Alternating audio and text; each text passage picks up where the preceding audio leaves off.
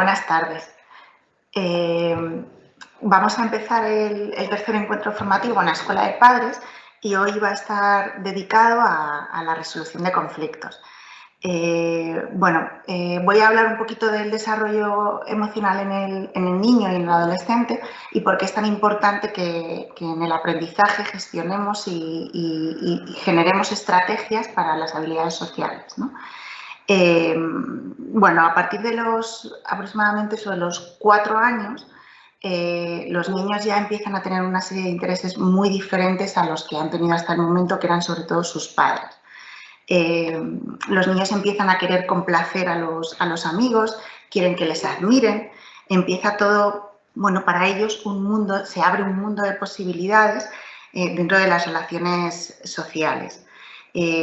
Todo esto va acompañado de que poquito a poco van a ir asumiendo algunas reglas y se van a mostrar mucho más independientes del adulto. Y algo muy importante que también les ocurre en este momento es que distinguen la fantasía de la realidad. Voy a hablar un poquito de todo esto a nivel teórico y posteriormente me iré centrando en algunas habilidades sociales concretas como es la autoestima, la asertividad y luego también hablaremos de lo que es la resolución de conflictos en sí, que sería la convivencia negativa. Hablaremos de la mediación, ¿no? Que es algo que los niños aquí en el colegio lo trabajamos muchísimo con ellos y yo creo que de cara a casa también es importante que lo podáis trabajar. En esta nueva etapa que comento, en la que el niño está muy interesado por el mundo de sus iguales y siente ya un placer de vivir rodeado de gente, los padres ya no les basta y necesitan gente distinta y nuevos alicientes para poder satisfacer sus necesidades. Empiezan a comprender lo divertido que es relacionarse con otros niños de su misma edad y con quienes comparten intereses y les une el placer, sobre todo el más grande, que es ser independiente de los adultos. Esto de la dependencia de los mayores también va a ocurrir desde los 4 años hasta toda la adolescencia, y de manera intermitente hay diferentes momentos en los que al principio están más separados y es una rivalidad entre el adulto y quiero irme con mis iguales, y luego ocurre eso mismo en la adolescencia. En la adolescencia hay un punto en el que, además los papás lo decís muchas veces, ¿no? Es que mi hijo es muy independiente en algunos temas y otros temas es muy dependiente, ¿no? Pues eso forma parte de ese juego que tiene que generar el adolescente en este caso para poder individuarse, ¿vale? Eso ocurre en la primera infancia a partir de los 4 años y ocurre en la adolescencia. A lo largo de primaria es una época un poco más de querer separarse, de aceptar normas y no tanto de idas y venidas respecto al adulto, ¿no? Para poder querer ser mayor y tener esa independencia de los mayores. Bueno, el juego individual en este momento pues ya no les divierte tanto.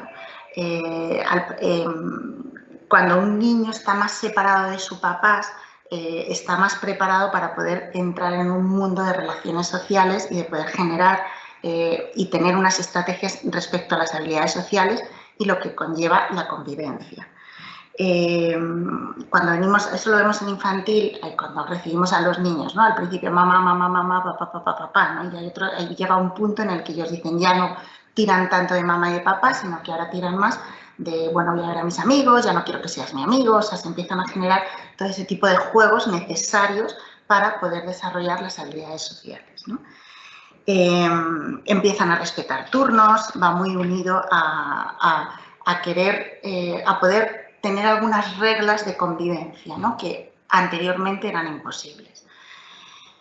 Esto es algo tan importante y es un documento que tenemos muy en mente en educación, que es parte del Congreso de la UNESCO en 1996, habla de los 4 pilares fundamentales por los que se debe estructurar la educación, ¿no? Son 4 aprendizajes que son aprender a conocer, aprender a hacer, aprender a vivir juntos y aprender a ser. Lo voy a poner porque lo primero quería hablar un poquito de todo esto y luego lo voy a intentar resumir en el PowerPoint. Yo me voy a centrar, que es muy importante, lo que en este momento es de lo que estamos hablando, uno de los pilares, que es aprender a vivir juntos. que al final es educar a los niños en la convivencia. Voy a poner el PowerPoint porque creo que para que os estoy diciendo ya muchas cosas a nivel teórico y probablemente no... Creo que es más fácil si lo comparto. ¿Se ve? Vale. Vale. Todo esto es lo que el desarrollo emocional en el niño, lo que os comentaba, del placer de vivir rodeado de gente, abandona paulativamente el apego hacia los padres, empieza a respetar su turno, está inmenso en el placer que supone el ser independiente de los mayores, y todo esto es fruto y es necesario para afianzar su identidad, ¿no? Prefiere aquellas actividades ya en las que participe en grupos. En las que participe en grupos normalmente ocurre en la infancia de 2, 3 personas y luego también ocurre lo mismo en la adolescencia. En primaria suelen ser grupos un poquito más grandes y depende también de cada niño, ¿no? Luego pensar qué sienten sus compañeros, ya no solamente piensan en sí mismos ni en lo que piensan los papás, sino también les interesa mucho saber qué piensan sus compañeros, ¿no?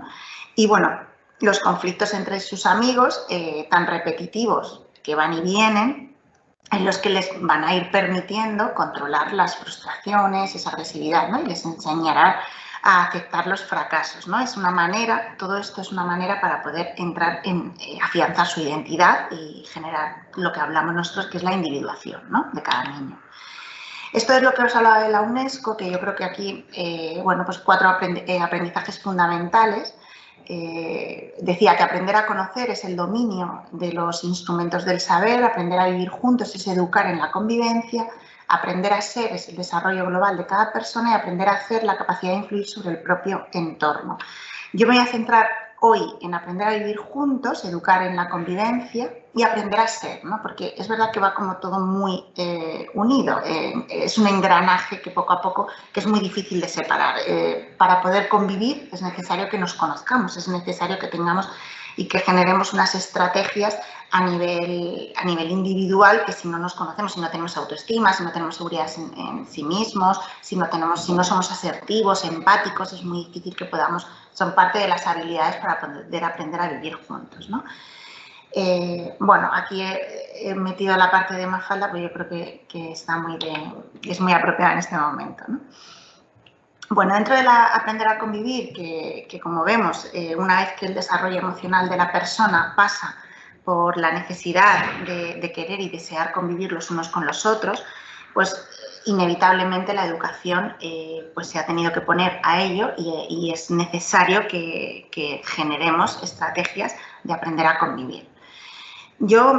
Algo muy importante es poder pensar en la convivencia. A ver, la convivencia, a mí muchos papás me dicen, es que el otro día además hablaba con una madre y me decía, es que es horrible, no puedo, discutimos mucho, se hace una convivencia difícil, ¿no?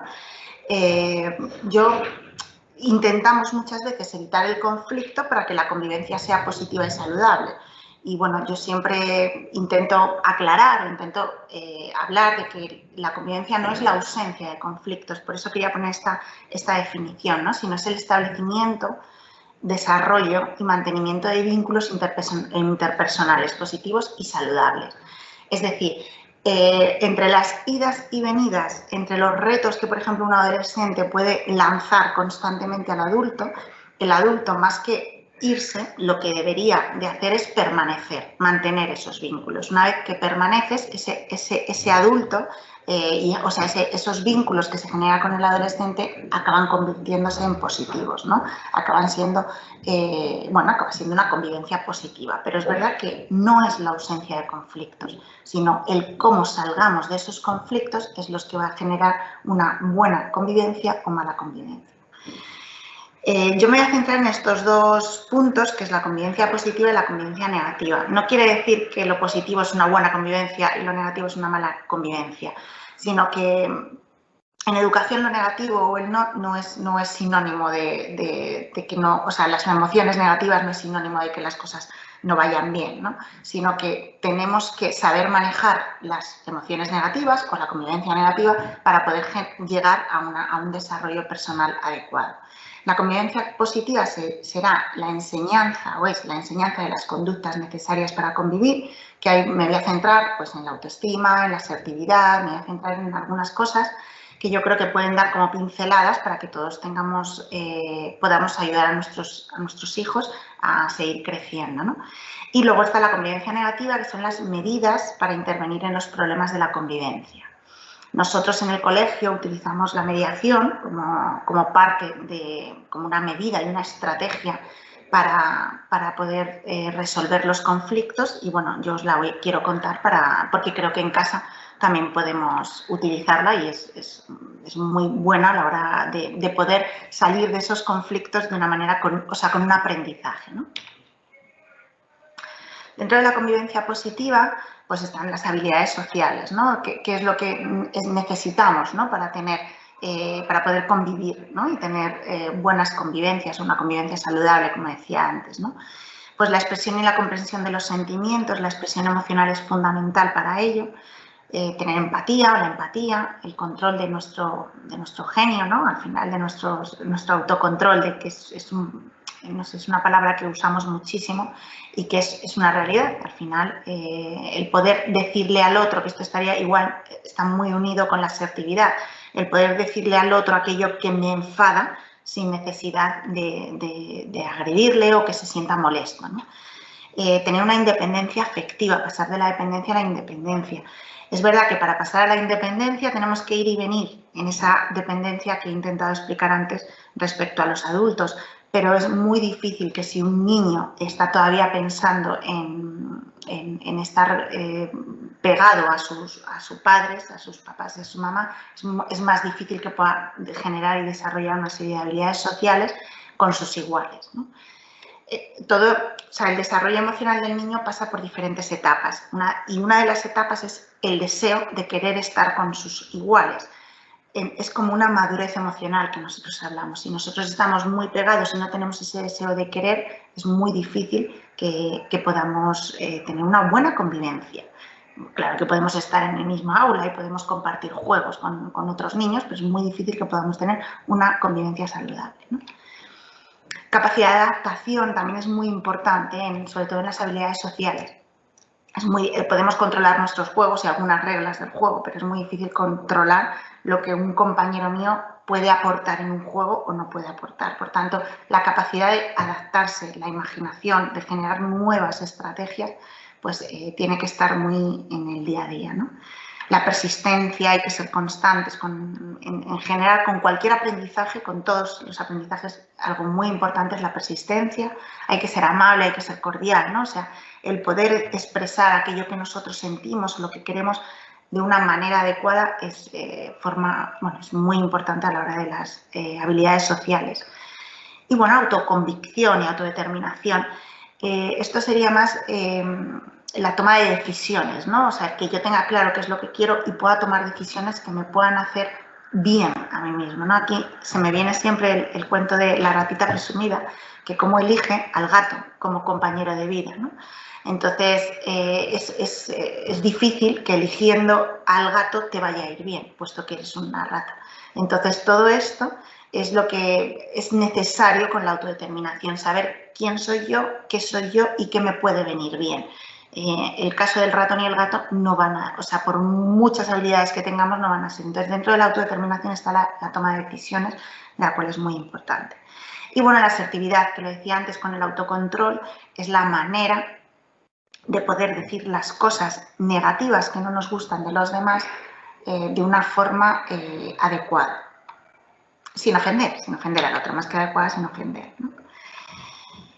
Bueno, dentro de la expresión emocional, que me voy a centrar solamente en tres cosas, en la expresión emocional, la empatía y el desarrollo de la autoestima, dentro de todo lo que hemos hablado de las habilidades sociales, porque me parece que si lo hacemos en casa, les estamos dando una base y un pilar muy importante a nuestros hijos, ¿no? Que les estamos dando los cimientos de la casa de una manera muy adecuada. La expresión emocional no solamente es decir aquello que yo siento, sino también pedir ayuda en un momento dado, ¿no? Aquí lo ponía en esta definición que a mí me parece que está bastante clara, ¿no? Y que por lo menos a mí me ayudó, ¿no? Es la capacidad de detectar, aceptar y exteriorizar. No solamente es exteriorizar las emociones, tales como dar y pedir afecto, liberar estados emocionales negativos y positivos. Muchas veces decimos, es que yo doy y no me dan, ¿no? Parte de esa expresión emocional también es poder expresar aquello que yo necesito en un momento dado, ¿no? Solicitar y brindar apoyo y cariño, mostrar ternura y comprensión y canalizar adecuadamente las emociones negativas como la aversión y el rechazo. Hay mucho tipo de psicologías y hay psicologías más positivas en las que intentan evitar todas las emociones negativas. Yo pienso que es muy importante que todas las emociones tienen una función en el ser humano y las emociones negativas también la tienen, ¿no? Dentro de las emociones básicas, dentro de las emociones, hay emociones básicas y secundarias. A mí os muestro este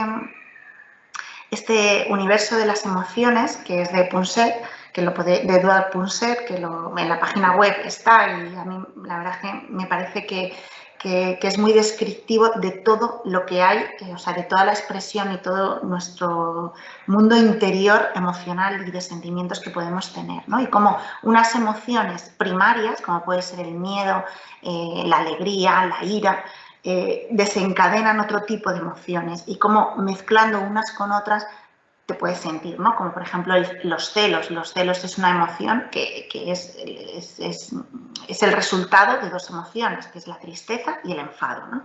Entonces, cuando somos capaces de ir poniéndole cada emoción, somos capaces de poder expresarlo adecuadamente y tenemos más seguridad en nosotros mismos y a la hora de poder tener habilidades sociales, de poder convivir con los demás, tenemos mucho más éxito seguro en todo ello, ¿no? Yo os animo a que lo miréis porque, bueno, a mí me parece muy interesante. Otro de los puntos fundamentales del aprender a ser, que hablaba en la UNESCO dentro de esos 4 pilares, está la empatía, y que es una habilidad social que tenemos, que podemos desarrollar y que podemos aprender todos, ¿no? La empatía es mostrar comprensión y saber escuchar no solamente lo que dicen de palabras, sino también escuchar las señales no verbales del otro. La empatía, cuando nosotros le estamos diciendo a una persona lo que tiene que hacer o si eso es importante o no es importante, no estamos teniendo empatía. La empatía es decir muchas veces, ya siento que te pase eso, yo te entiendo, porque cuando yo tenía tu edad yo me sentía igual si me pasaban ese tipo de cosas. También nosotros nos solemos situar en una cabeza de adulto y los niños están, por supuesto, en la cabeza de niño. Y lo que para los niños es importante y lo que ellos sienten no es lo que nosotros sentimos y es importante. Y eso hay que transcribirlo y es muy importante transcribirlo porque cuando un niño te dice que está hecho, o un adolescente, los adolescentes respecto a los iguales lo tienen a flor de piel todo, ¿no? Pues cuando es que no me habla, no. Y monta un mundo y es un sentimiento como si un adulto se hubiera quedado sin trabajo. Pues es que es eso. Para el adolescente es el mismo sentimiento de tristeza, de ira, de celos, de envidia, de todo ese tipo de emociones que comentaba que se pueden entrelazar unas con otras y que puede sentir el adolescente. El adulto, ¿qué papel? O si queremos hacer o jugar un papel empático, lo que deberíamos de poderle transmitir a ese adolescente o a ese niño es, si yo te entiendo, cuando yo tenía tu edad, este tipo de cosas me hacían sentir como a ti te sienten, ¿no? Cuando aún en la resolución de conflictos, cuando a una persona que está herida, que está con un sufrimiento, el adulto o la persona que va a entrar dentro de, o que va a intentar ayudarle para resolver ese conflicto, entra desde te entiendo, el nivel de agresividad del niño, del adolescente, se reduce muchísimo. Lo vemos todos los días en el colegio, pero cuando le decimos, no, yo te entiendo, yo la verdad es que me sentía igual cuando pasaba, te miran los niños y dicen, ¿cómo puede ser? Que tú también has vivido esas mismas experiencias. Y eso lleva a generar una serie de diálogo en el que la resolución del conflicto es mucho más posible, ¿no? Algo que también, como nosotros escuchamos al niño desde una cabeza de adulto, pues solemos muchas veces descalificar lo expresado por el niño, ¿no? Por lo que comentaba antes, que no acabamos de entender que fuera lo mismo, que realmente sea tan importante como para estar tan mal, o tener esos sentimientos, ¿no? Esos sentimientos negativos. Bueno, por eso ponía aquí que es importante que no invalidar, no rechazar, ni juzgar, ¿no? Negativamente ningún sentimiento. He dicho algunos ejemplos empáticos y bueno, los he puesto aquí también, ¿no? Si eso me hubiera sucedido a mí, tal vez me sentiría igual de molesto que tú. ¿Cómo te hizo sentir eso? Supongo que eso debe molestarte mucho, ¿no? Esos son mensajes empáticos. Muchas veces el intentar evitar el sufrimiento de nuestros hijos cuando lo pasan mal, que yo creo que es algo muy innato en todos los padres, ¿no? El querer evitar que nuestros hijos lo pasen mal, creo que no es, eso no es un mensaje empático, eso es intentar evitar un sufrimiento, pero nunca podemos decir, no, pero es que yo te escucho y soy empático. No. Cuando tú eres empático ante algo que te están contando tus hijos, simplemente es escuchar y validar su sentimiento. Luego iremos más a fondo, ¿no? Iremos mucho más allá para intentar resolver el conflicto. Claves a emplear, pues evitar decir al otro lo que debería pensar o sentirse en esto que yo os comentaba, ¿no? Pues es que esto, o buscar la solución, ¿no? Y decirle, no, es que lo que tienes que hacer es esto, esto y esto. Eso es ayudar o decirle lo que tiene que hacer, pero no es un mensaje empático, ¿vale? No somos empáticos cuando hacemos ese tipo de cosas. Evitar presionar para obtener información, yo te puedo ayudar, bueno, pues eso es intentar saber la verdad, o sea, el fondo es ayudar a nuestros hijos, ¿no? Pero es importante que tengamos claro que no son mensajes empáticos, ¿vale? Y que, por tanto, a la otra persona no va a hacer que se sienta escuchada. Y evitar evaluar o juzgar al interlocutor, ¿no? Bueno, voy a hablar de la autoestima muy rápidamente porque luego se me va y quiero poneros un vídeo y además también quiero luego al final hablar del protocolo que tenemos en el colegio y que creo que es muy importante y de la mediación. Entonces, bueno, de la autoestima quiero simplemente sacar esta definición que pongo aquí, ¿no? Que es el concepto que tenemos de nuestra valía. Se basa en los pensamientos sobre nosotros mismos que hemos ido recogiendo a lo largo de nuestra vida. Algo que a mí me ayudó muchísimo para entender la autoestima es que es el resultado de la discrepancia entre la percepción que uno tiene de uno mismo y el ideal. Es decir, los niños que tienen un ideal muy alto o con mucha diferencia respecto a lo que ellos pueden hacer, tienen menos autoestima que los que tienen un ideal más ajustado a su realidad. Nos pasa a nosotros en el día a día, cuando queremos abarcar muchas cosas en momentos que a lo mejor no podemos dar el 100%, ¿no? En esos momentos lo que estamos haciendo nos vamos a frustrar muchísimo y por tanto va a hacer que nuestra autoestima caiga.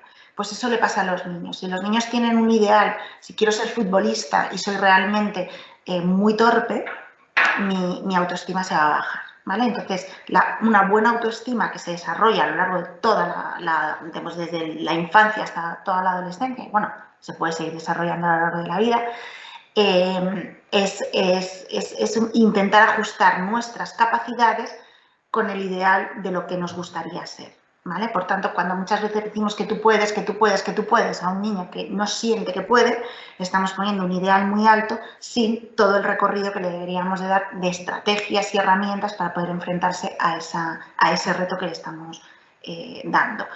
Algo, si os sirve, voy a poner un vídeo que a mí, bueno, me parece que es muy revelador y lo explica muy bien, pero por otro lado, algo que a mí me ayuda muchísimo y que yo creo que a nuestros hijos se lo podemos decir muchas veces es que no es importante el resultado que obtengamos de algunos retos a los que nos enfrentemos, sino que lo más importante es hacerlo.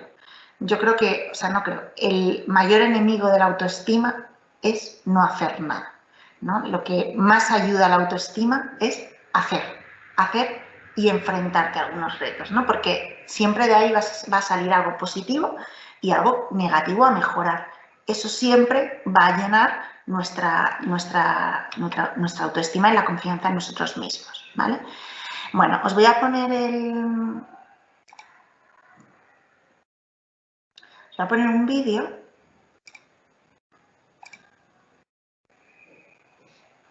A ver si lo veo. ¿Se ve, Eva? Sí. Ay, pero no he dado... no se va a oír, espera. A ver. Perdón, que no le he dado para incluir el audio. Vale. Ahora ya sí.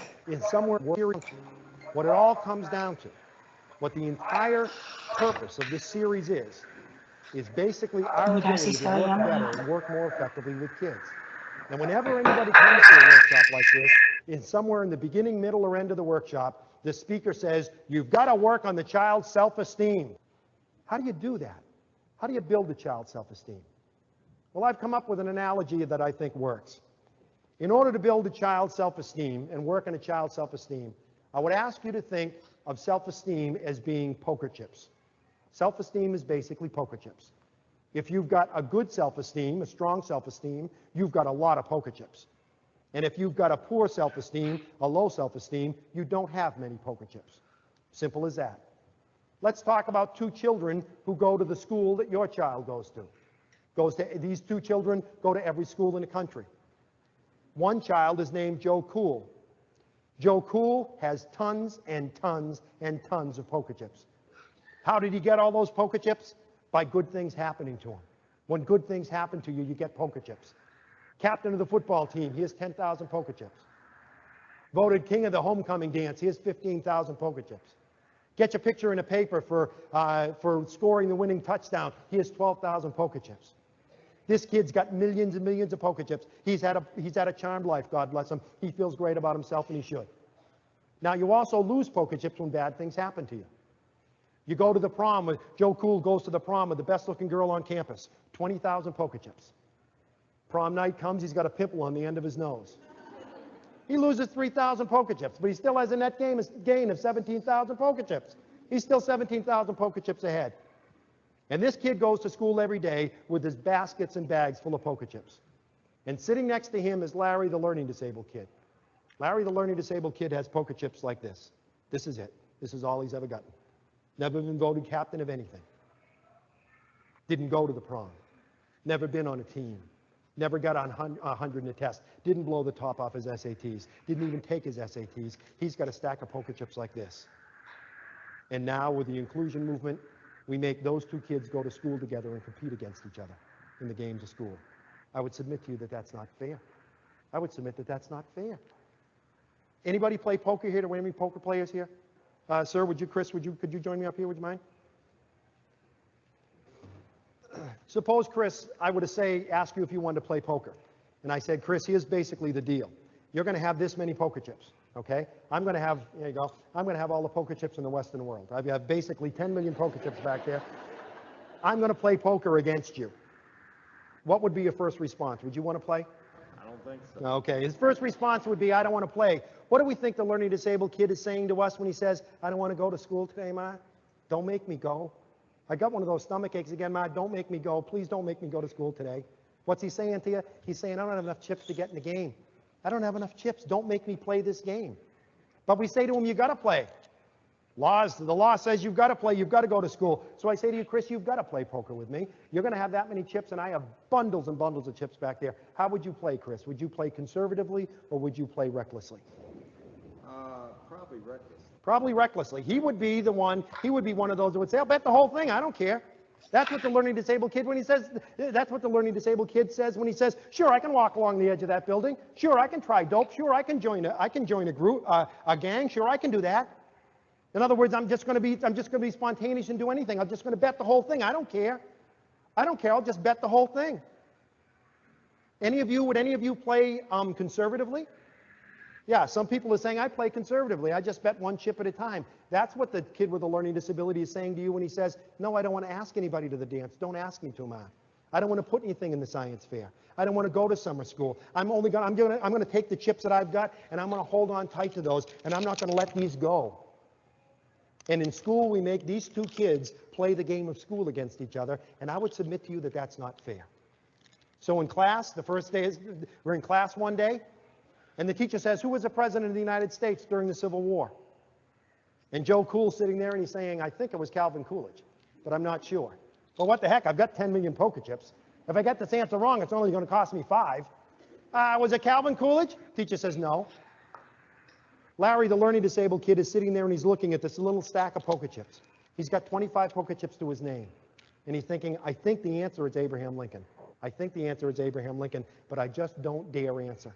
I don't dare respond because I have another game I've got to play at lunch. You see, yesterday when I went to lunch, I gave the lunch lady, the one with the hairnet and the tattoo, I gave the lunch lady a $20 bill and she only gave me change for a 10. And my father said, don't you come back without that extra $10. You go to that lady and you tell her she gave you the wrong change. And he's thinking, that's going to take me 25 chips. It's going to take 25 chips for me to go and ask that lady for my money back. So I don't dare play in this game because if I lose the chips, I won't have enough to play in the game I've got to play at lunch. And the teacher says, the right answer is Abraham Lincoln. And Larry goes, oh, I should have done it. I should have done it. The reality is that the self-esteem of our kids, the problem with the self-esteem of our kids is they just don't have enough poker chips. The solution is to give them poker chips. How do you give kids poker chips? How do you build their self-esteem? One is you find, if you're a parent or you're a teacher, you find the island, what Bob Brooks calls the island of competence. You find the one thing that that child can do well and you make a big deal out of that. You celebrate that. You make that very important. If you're a mom and the only thing your child knows how to do is use a Phillips head screwdriver, every Thursday before he gets off the bus, you loosen every bloody screw in the house. And when he gets off the bus, you give him the screwdriver and you say, go to it, pal, because nobody does it like you. You got to be a talent scout. You got to find things he does well. You got to find, because every time you praise a child, every time you say, that was a good job, you're giving him poker chips.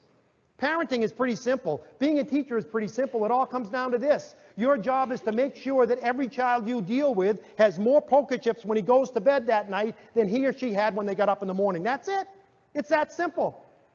And how do you make sure they have poker chips? You give as many poker chips as possible. Secondly, you take away only as many poker chips as necessary. Please listen to me, dads, because we dads are real good at this. Let's say that Chris is my son. And Chris is sitting in class, sitting at the dinner table. Want to cup your hands like that for me, Chris?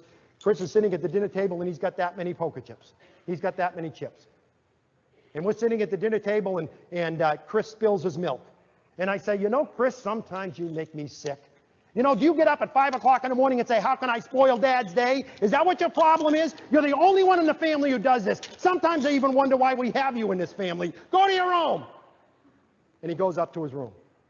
And the rest of the family sitting there, oh boy, oh boy. And I sit there and I think, oh boy, that was pretty rough. It was pretty rough on old Chris. That's pretty tough on Chris. I wasn't really mad at Chris. I was mad at my secretary. So I should go apologize to him. So I go up and I sit in the edge of Chris's bed and I stroke his hair and I say, gee, Chris, I'm sorry, pal. I shouldn't have yelled at you that way. I shouldn't have yelled at you that way. That was wrong. That won't happen again. Sorry, Dad. Sorry, Dad. Yelling at him in front of the family, telling him you wish he wasn't in the family. Asking him if he plans how to spoil your day, telling him you're basically sick of seeing him when you come home from work. You took away 50, 60,000 poker chips from him. Sit in the edge of his bed, stroke his hair, tell him you love him. 5,000 poker chips at the most. You're still 55,000 poker chips behind the 8 ball. You can't do that with our kids. You can't take away those massive number of poker chips without realizing that you're making your job as a parent much tougher. And lastly, you got to give as many as you can. Take away only what's necessary. And lastly, you've got to be willing to go to the mat with people who take poker chips away from your child and not give any back. Teachers take away chips. Bus drivers take away chips. Principals take away chips. But most of us also give chips back. And if you take poker chips away from a kid, but then give some back, that's okay. There's a lot of people in your child's life who play that role. But the bottom line is, if there's someone in your child's life who is taking poker chips away and not giving any back, they're making your life much tougher. When are we going to deal with this? That's what advocacy means. Standing up for someone who can't stand up for themselves. If you're a teacher or a parent, you've got to be willing to go to the mat with people who take chips away from your kid and not give any back. You're a mom, you get up in the morning, you make him French toast. Oh man, 20,000 chips. You lay out his favorite clothes, a Beavis and Butthead t-shirt that he loves and you hate, 15,000 chips. You put his books at the door ready for him to go out the door, 10,000 chips. You warm up the maple syrup, oh my God. You warm up the maple syrup, another 5,000 chips. You have a nice breakfast with him, you give him a big kiss, and you send him out the door with a great big hug and kiss and 50,000 brand new poker chips. And he steps on the school bus, and the school bus driver says, well, here's the retard. You might as well stay at home. You might as well stay in bed, Ma. You might as well have stayed in bed. Because that one comment took 60,000 chips. 60,000 chips away like this. You might as well have stayed in bed because all the chips that you gave to your child were just taken away. Being a parent, being a teacher is not all that complicated. It's all a matter of poker chips. None of us want to think about what happens to a child at 18 and 19 years old that doesn't have enough poker chips to play the games of life. You know how many poker chips it takes to ask for your first job? You know how many poker chips it takes to ask someone to marry you? Thousands and thousands of poker chips. One of the reasons that many adults with learning disabilities have problems, they just don't have enough poker chips to get into the games of adult life. And when you don't have enough poker chips, suddenly suicide begins to make sense. Drug abuse begins to make sense. Gangs begin to make sense. Our job is as simple as this, to make sure that every child who crosses our paths, as a parent or a teacher, every child that crosses our paths has more poker chips when he goes to bed that night than when he gets up in the morning. It's that simple. And hopefully this has helped. Thank you very much. Bueno, vale, de este vídeo y hablando de la autoestima, para mí lo que es fundamental, yo creo que explica muy bien cómo se puede sentir una persona que tiene autoestima y cómo se puede sentir una persona que no tiene autoestima. El hecho, si nosotros pensamos para incorporar y ayudar a nuestros hijos a que tengan autoestima, si pensamos en el proceso y en el que tiene que hacer cosas y no tanto en el resultado, podemos dar muchas fichas de póker a nuestros hijos. Es decir, con el mero hecho de que lo intentes, con el mero hecho de que te esfuerces, con el mero hecho de que estés ahí y que lo hagas, ya es suficiente, aunque el resultado no sea el más adecuado.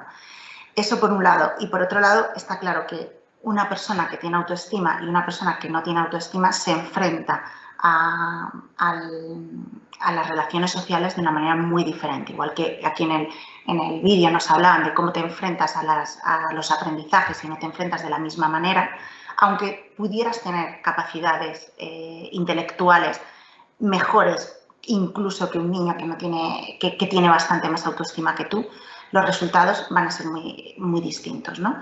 Entonces, y van a ser peor para los niños que no tienen autoestima, aunque sí tengan muchas capacidades intelectuales, que para los niños que tienen mucha autoestima, aunque tengan un poquito de capacidades intelectuales, menos capacidades intelectuales.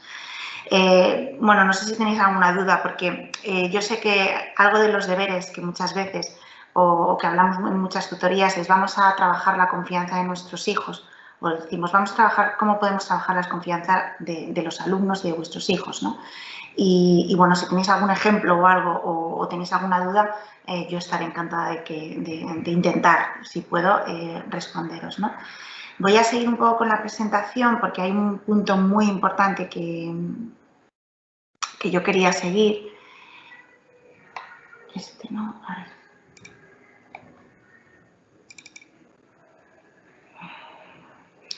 Y es el tema de la mediación.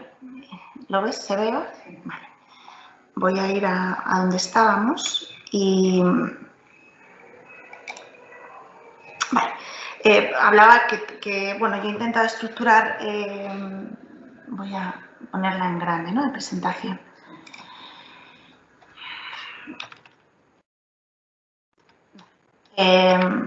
Yo he intentado estructurar la charla un poco hablando de la convivencia positiva y la convivencia negativa, y ahora me quiero centrar en esta parte que una vez que ya está el conflicto, pues el adulto puede hacer mucho para ayudar a los niños a que obtengan un aprendizaje de ese conflicto, ¿no? Y bueno, una de las estrategias, que hay muchas, pero una de las estrategias que nosotros utilizamos y que me parece que da muy buenos resultados, porque resultados porque queremos que aprendan los niños, ¿no? A convivir juntos. Ese es el objetivo, es la mediación.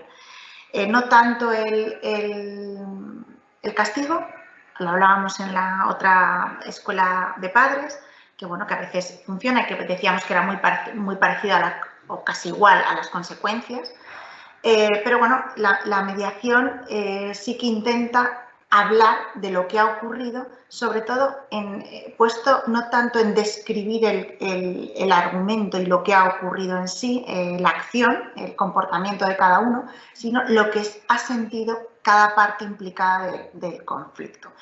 Y parece, bueno, que es como de perogrullo y dices, de sentido común, claro, si se sienten mal, cuando uno te pega te sientes mal, ¿no?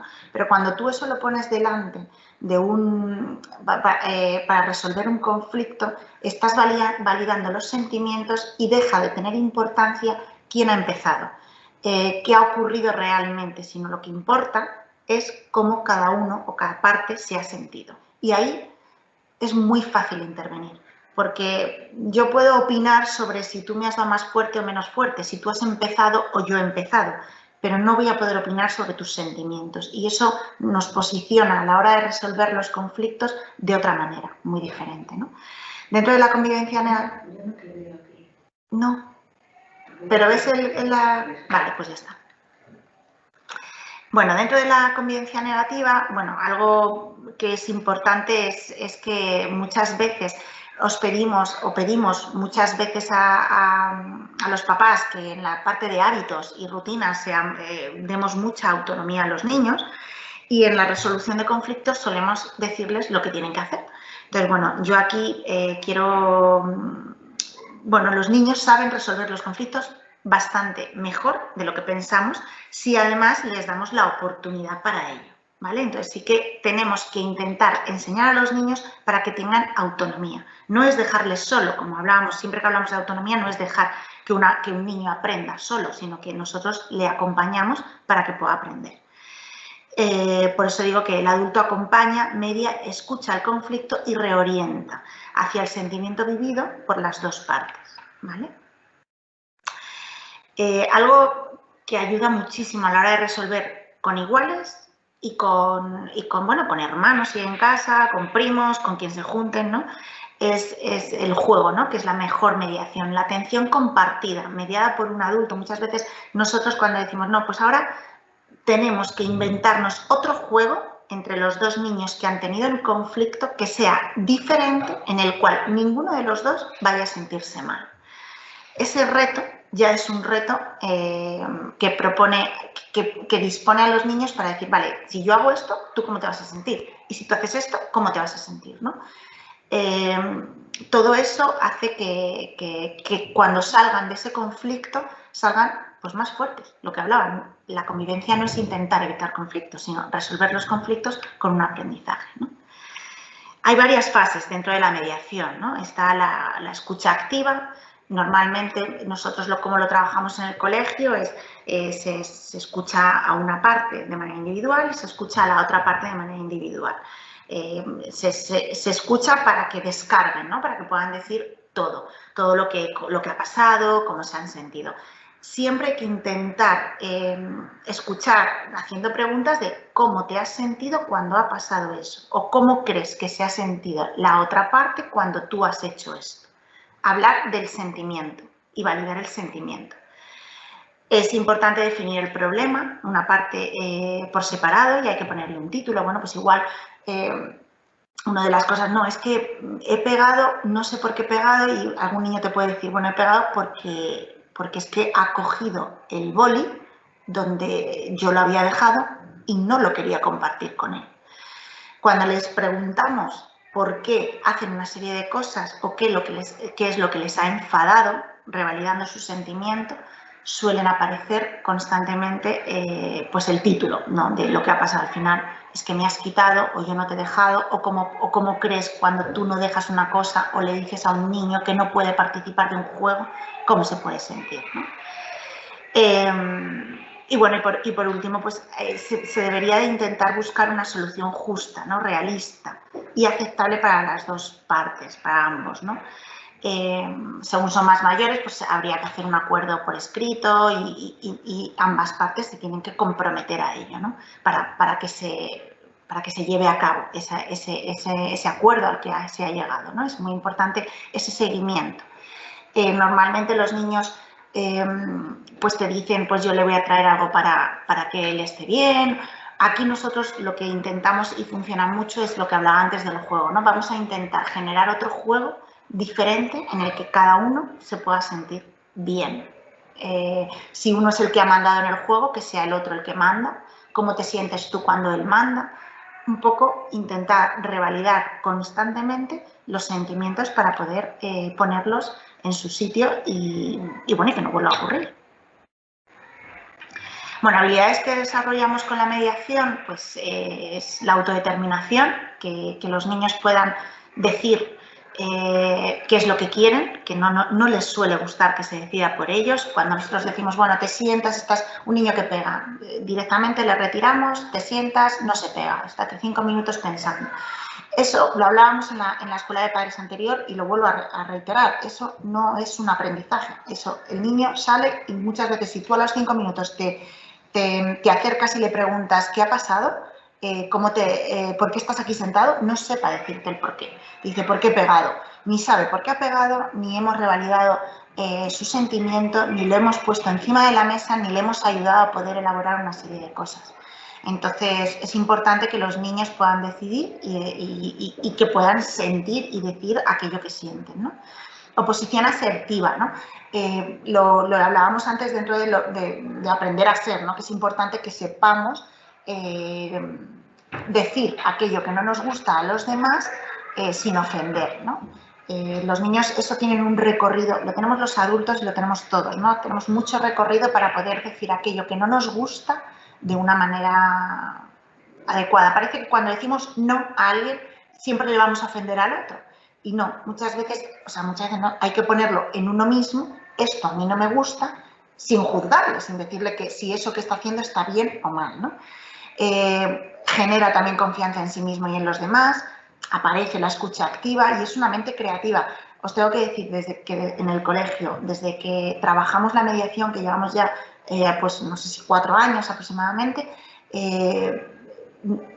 los niños generan soluciones infinitas. Los niños, los adolescentes, voy a hacer esto, le voy a llevar, quiero ser su guía de, voy a hacer, generan muchísimas soluciones.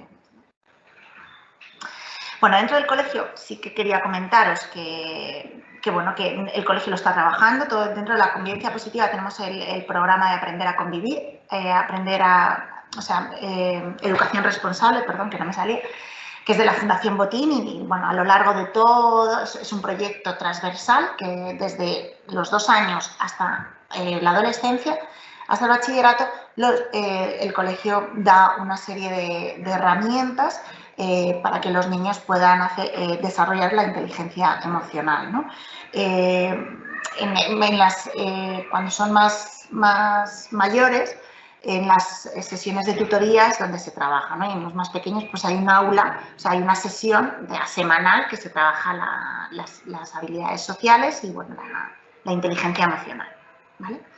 Y dentro de la convivencia negativa, el colegio, que es además de usar la mediación para resolver conflictos, tenemos un modelo de intervención ante casos de conflicto.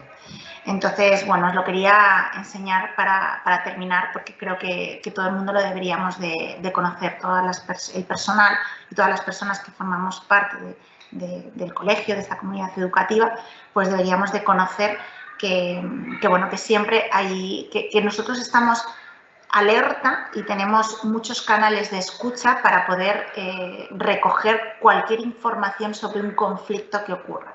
Los padres sois muy importantes a la hora de recoger esos conflictos. Si un niño, si vuestros hijos os llega y os dice, pues me ha pegado de manera reiterada, hay un amigo que se mete conmigo constantemente, no lo llevo mal, o ya más sintomatología, pues no puedo dormir o no quiero venir al colegio, ¿no?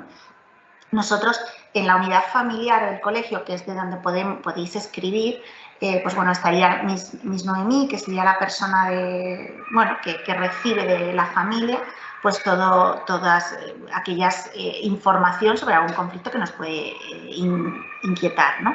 Es importante que esa información sepáis que simplemente la vamos a recoger y la vamos a estudiar. O sea, no se va a dar ningún tipo de respuesta inmediata, puesto que hay que hacer observación, ¿no? Pero sí que la vamos a coger, ¿eh? Es como parte de nuestro protocolo y es muy importante. Está en la unidad de detección escolar, que hay alumnos, que están los prefectos de disciplina, y en infantil estaría orientación psicopedagógica, y la unidad de detección alumnos, que a partir de cuarto o quinto de primaria ya hay un alumno dentro de cada aula que es el responsable no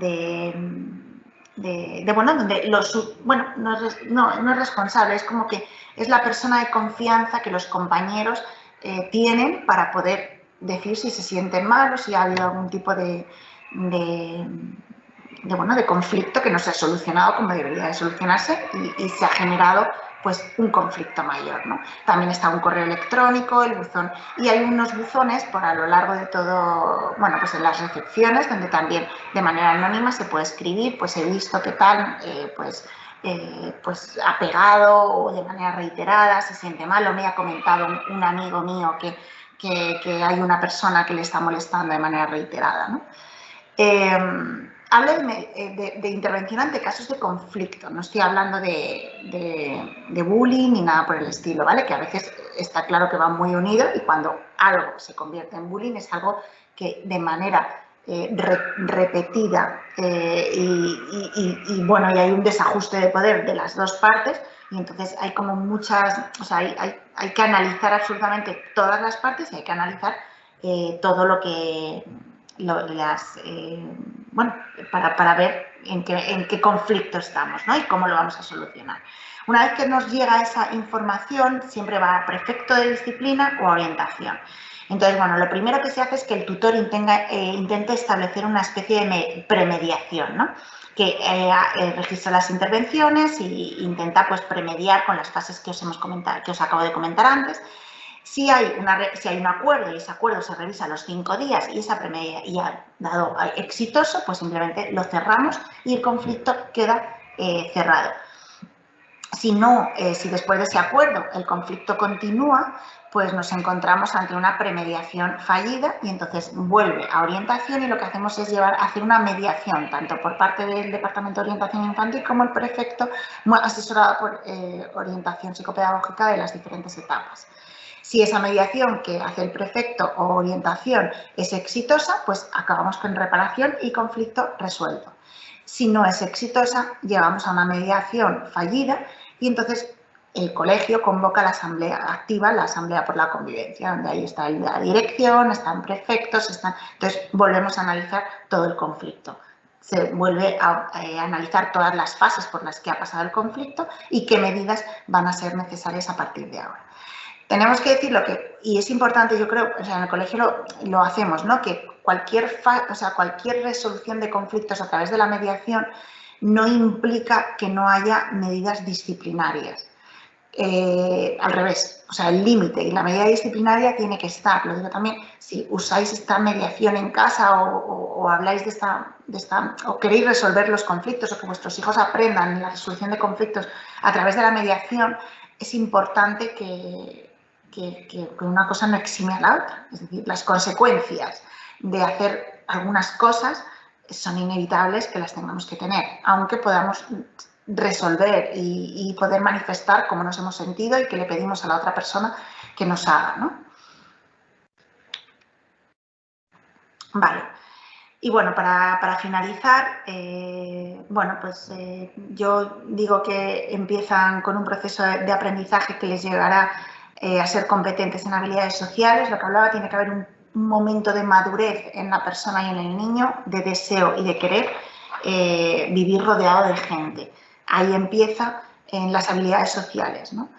Este aprendizaje empieza con esa motivación de querer ser mucho más independientes de los padres, que es una madurez, y los juegos a los padres ya no nos divierten tanto y queremos, bueno, lo que sí que es importante saber es que el poder convivir con sus iguales no es algo innato, sino que es un aprendizaje. Por eso, además, pues en la UNESCO, cuando habla de los 4 pilares, lo pone como uno de los 4 pilares de la educación.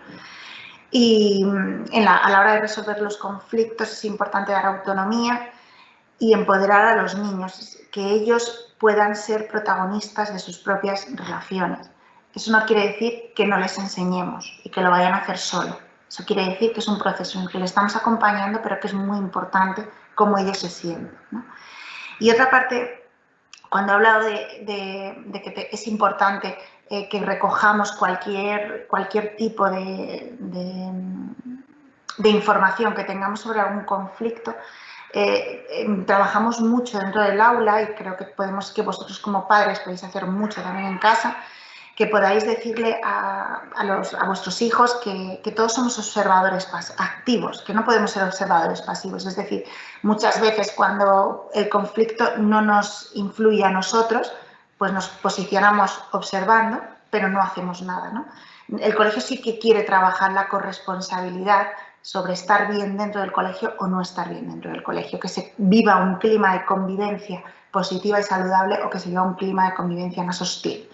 Entonces, lo que nosotros queremos queremos que todos los niños puedan tener claro que informar sobre un conflicto en el que algunos miembros de la comunidad educativa están sufriendo no es chivarse, sino que es ser responsable sobre algo que estamos, o sea, sobre nuestra parte de la convivencia dentro de la comunidad educativa, ¿no? Y bueno, esto me parece importante y además creo que en casa se puede hacer mucho. Esto sería un poco lo que yo os quería comentar. No sé si queréis, si tenéis alguna pregunta, si queréis bueno, alguna cosa más hablar. Pero bueno, yo quería transmitiros todo esto, ¿no? Que creo que la mediación es una buena manera para que cualquier resolución de conflicto se convierta en un aprendizaje. Hola, Fátima, ¿qué tal? Hola, ¿qué tal? Es que se había quedado el mute puesto, Cristina. Una pregunta, ¿cómo generáis el vínculo entre el precepto de disciplina y el niño para que el niño tenga la confianza para poder ir a hablar con el precepto de disciplina? Bueno, somos una familia nueva en el cole y quiero entender cómo se genera ese vínculo, porque al final, por lo que entendí, el precepto de disciplina está en su despacho, ¿no? Ellos interactúan con los profesores, veo que interactúan, por ejemplo, con Eva, que saben que es a quien le dicen si se van un viernes, pero no sé cuál es su interacción con los preceptos de disciplina para entender cómo generar el vínculo y la suficiente confianza para que ellos vayan a contar esos conflictos. Gracias. Bueno, el prefecto de disciplina está en patios constantemente. O sea, es la persona o sea, donde más conflictos hay es en los patios y realmente ahí el prefecto de disciplina es la figura más importante. Y normalmente es donde los niños acuden a la hora de cuando tienen un conflicto. Están todo el día en patio, o sea, conocen a todos los niños y poco a poco, pues, hombre, si es una familia, o sea, sois nuevos, lo entiendo, Fátima, pero sí que es verdad que ya veréis como vuestros hijos os van a hablar mucho sobre el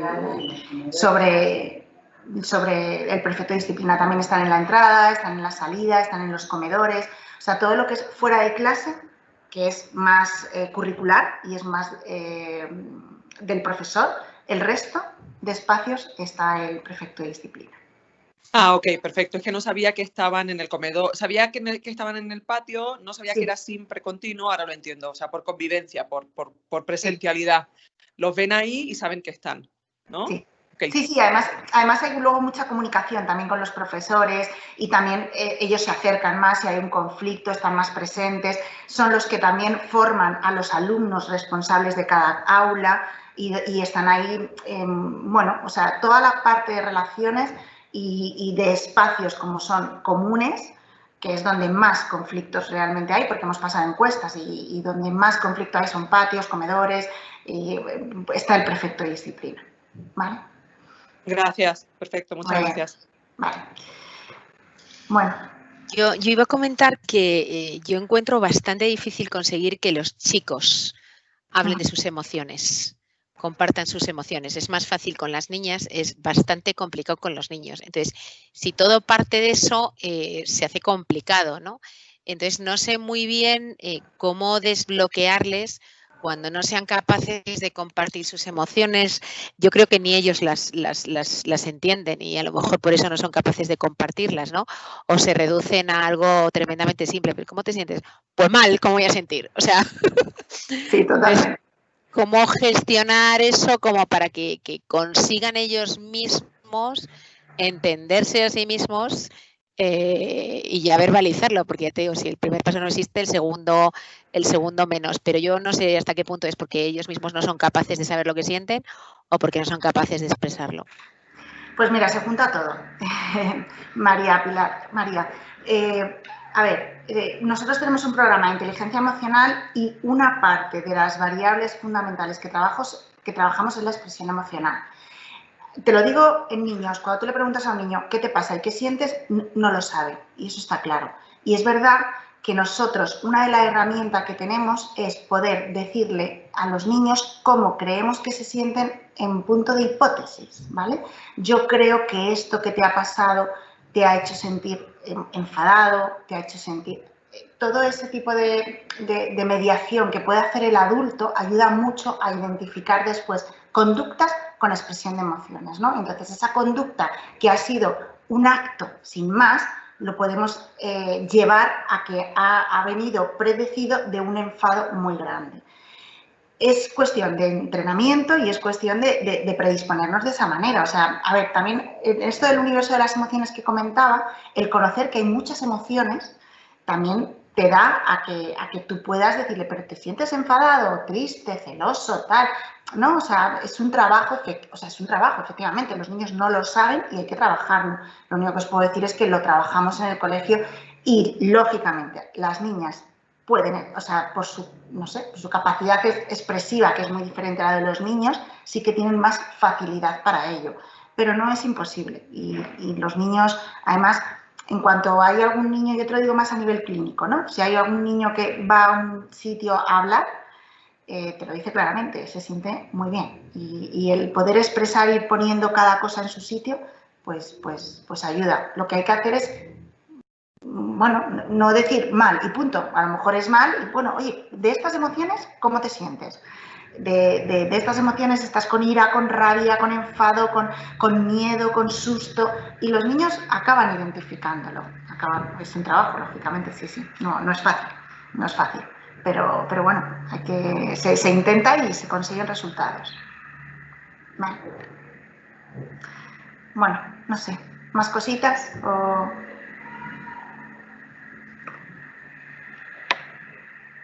Vale. Pues nada, muchas gracias por haberme escuchado y por haber estado ahí y bueno, espero que os hayáis llevado alguna cosa y nada, que paséis buena tarde. Muchas gracias a todos. Hasta luego. Adiós. Gracias a ti. Gracias, Cristina. Gracias. Buenas tardes. Gracias a ti.